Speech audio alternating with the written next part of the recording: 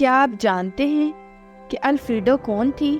اور کیا آپ یہ بھی حیران کن بات جانتے ہیں کہ الفریڈو ایک چیونٹی کا نام تھا؟ اور کیا آپ کو معلوم ہے کہ الفریڈو چیونٹی میں کون سی منفرد خصوصیات تھی اور یہ کیسے اپنا کام سر انجام دیتی تھی؟ آئیے اپنے موضوع کی طرف بڑھتے ہوئے ان حیرت انگیز حقائق کے بارے میں جانتے ہیں۔ چیونٹیوں کے نہ کان ہوتے ہیں اور نہ ناک، اور منہ ہونے کے باوجود وہ بول نہیں سکتی۔ اس کے بجائے ان کے سر پر دو لمبے محسوس کرنے والے اعضاء ہوتے ہیں جنہیں اینٹینا کہتے ہیں۔ یہ اینٹینا لاجواب چھوٹے اوزار ہیں جو چیونٹی کی روزمرہ کی زندگی میں بہت اہم ہیں۔ چیونٹیاں ان کا استعمال بو محسوس کرنے، زمین کے ذریعے ارتعاش محسوس کرنے اور دوسروں سے بات چیت کرنے کے لیے کرتی ہیں۔ چیونٹیاں شاید ہی سوتی ہوں، اس کے بجائے ان کے پاس تھوڑے وقت کی پاور نیپس یعنی تھکاوٹ دور کرنے کے لیے مختصر نیند کی جھپکیاں ہوتی ہیں جو ایک وقت میں صرف چند منٹ تک رہتی ہیں۔ یہ تھوڑے سے وقت کے آرام کے اوقات الفریڈو کے لیے دن کا بہترین حصہ تھے۔ یہ اس کی جھپکی کے دوران ہی تھا کہ اس نے کام کے بارے میں فکر کیے بغیر واقعی پرسکون محسوس کیا۔ الفریڈو 8 سال کا تھا۔ اس کی عمر 8 سال 4 ماہ اور 13 دن تھی۔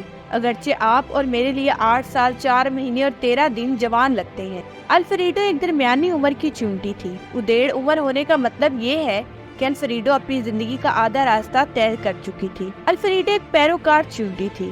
اس کی کالونی میں تقریباً ہر کوئی پیروکار چیونٹی تھی اور اس لیے اسے لگا کہ وہ کچھ خاص نہیں ہے۔ چیونٹیوں کے بارے میں آپ کو کچھ اہم جاننے کی ضرورت ہے۔ ہر گھونسلے میں ایک ملکہ چیونٹی ہوتی ہے، تلاش کرنے والی چیونٹیاں ہوتی ہیں اور پیروکار چیونٹیاں ہوتی ہیں۔ تلاش کرنے والی چیونٹیاں مختلف کھانے تلاش کرتی ہیں اور وہ ایسی پگڈنڈیاں بنا سکتی ہیں جن میں بہت مضبوط اور طاقتور بو ہوتی ہے۔ اس کے بعد پیروکار چیونٹیاں خوراک کی کٹائی کے لیے اپنے اینٹینا کا استعمال سونگھنے کے راستے پر چلتی ہیں۔ انہیں جو بھی خوراک ملتی ہے اسے جمع کر کے گھونسلے میں واپس لایا جاتا ہے۔ یہ مزاح کا حیث ہے کیونکہ تلاش کرنے والی چیونٹی کبھی نہیں جانتی ہے کہ کھانا جمع کرتے وقت اسے کیا ملے گا۔ خوراک کا سائز، وزن اور مقام بالکل بے ترتیب ہیں۔ اس کا مطلب یہ تھا کہ الفریڈو کو بہت پیدل چلنا پڑا، عام طور پر ایک دن میں تقریباً 5000 میٹر۔ یہ ایک انسان کے 3 میراتھن دوڑنے کے برابر ہے ہر ایک دن۔ الفریڈو کے گھونسلے میں تلاش کرنے والی چیونٹیاں مشہور تھیں۔ ان کی شاندار شہرت کا مطلب یہ تھا کہ پیروکار ان جیسا بننا چاہتے ہیں۔ تلاش کرنے والوں کے ساتھ خصوصی برتاؤ کیا جاتا تھا، انہیں آرام کرنے کے لیے مزید وقت دیا جاتا اور کھانے کے لیے بہتر کھانا دیا جاتا۔ اس تمام اضافی خوراک کا مطلب یہ تھا کہ تلاش کرنے والے پیروکاروں کے مقابلے میں بہت بڑے اور مضبوط ہوئے۔ بعض اوقات یہ برا ہوتا تھا کیونکہ اس نے تلاش کرنے والوں کی انتہائی حاکمانہ فطرت کا بنا دیا تھا۔ اکثر وہ سوچتے تھے کہ وہ سب سے بہتر ہیں اور جو چاہیں کر سکتے ہیں۔ اس کے باوجود الفریڈو وہ چیونٹی بننا چاہتا تھا جسے کھانے کے سب سے بڑے اور رسیلے ٹکڑے ملے۔ اس نے ایک تازہ اور پکا ہوا سرخ سیب ملنے کا خواب دیکھا جسے کسی بھی چیز نے یا کسی نے چھوا نہ ہو۔ اس نے خواب دیکھا کہ اس کے جبڑے اس سیب میں کھپ گئے ہیں اور صرف اس وقت کھانا بند کرتا ہے جب اس کا پیٹ پھٹنے والا ہوتا ہے۔ سیب الفریڈو کا پسندیدہ کھانا تھا۔ وہ پسند کرتا تھا کہ وہ رسیلی، کرچی، مزیدار اور میٹھی چینی سے بھرے ہوئے ہیں۔ سیب کھانے سے اسے ہمیشہ ایک اضافی توانائی ملتی تھی۔ الفریڈو دن میں بہت خواب دیکھتا تھا۔ وہ کالونی میں سب سے کامیاب اور مشہور تلاش کرنے والا ہونے کے بارے میں دن میں خواب دیکھتا تھا۔ وہ خواب دیکھتا تھا کہ جبڑے 20 گنا بڑے ہوں گے تاکہ وہ ایک بڑے لقمے میں 5 یا 6 منہ میں پانی بھرنے والے سیبوں کو چبا سکے۔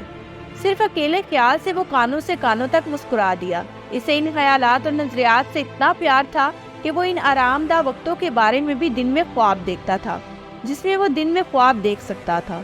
ایک دن اپنی ایک تھکاوٹ دور کرنے کے لیے مختصر نیند کی جھپکی کے دوران الفریڈو نے ایک خواب دیکھا جس نے اس کی زندگی کو ہمیشہ کے لیے بدل دیا تھا۔ یہ واقعی ایک جادوئی لیکن خوفناک خیال تھا۔ الفریڈو کے لیے کالونی اس کی دنیا تھی۔ یہ وہ واحد زندگی تھی جسے وہ 8 سال 4 مہینے اور 13 دنوں سے جانتا تھا۔ لیکن اچانک الفریڈو کو ایک اہم احساس ہوا، میری اپنی چھوٹی سی دنیا میں کیا ہو رہا ہے؟ اس پر بہت توجہ مرکوز کر چکا ہوں۔ اس نے سوچا، میں باقی باہر کی دنیا کے بارے میں بالکل بھول گیا تھا۔ اپنی پوری زندگی کے لیے الفریڈو کا مقصد دوسری چیونٹیوں کو خوش کرنا تھا۔ ملکہ اور تلاش کرنے والے اپنا پیٹ اس کھانے سے بھرتے تھے جو پیروکار گھونسلے میں واپس سے جاتے تھے اور الفریڈو کے لیے صرف ٹکڑا رہ جاتا تھا۔ کس نے کہا کہ ایسا ہونا چاہیے؟ الفریڈو نے سوچا، اگر میں سب سے بڑا، سب سے کرچی، سب سے زیادہ رسیلا سیب تلاش کرنا چاہتا ہوں تو میں ایسا کیوں نہ کروں؟ اس کی زندگی میں یہ پہلا موقع تھا جب اسے احساس ہوا کہ اس کی خوشی پہلے آنی چاہیے۔ وہ اپنی زندگی کے آدھے راستے پر تھا اور اگر اس نے ابھی عمل نہیں کیا تو وہ صرف دکھی اور بور ہو کر وقت ضائع کر رہا ہوگا۔ الفریڈو گونزلے کو پیچھے چھوڑ کر اپنے خواب کی پیروی کرنے کے لیے پرعزم تھا، لہٰذا جوش و خروش سے گونجتے ہوئے اور عجیب طرح کی گھبراہٹ کے ساتھ الفریڈو اپنی مہم جوئی پر روانہ ہوا۔ وہ گونزلے کے دروازے سے ایسا نکلا جیسے وہ کام پر جا رہا ہو۔ ایک پگ ڈنڈی کی پیروی کرنے کے بجائے جیسا کہ وہ کام پر ہوتا، الفریڈو نے سمت بدل دی۔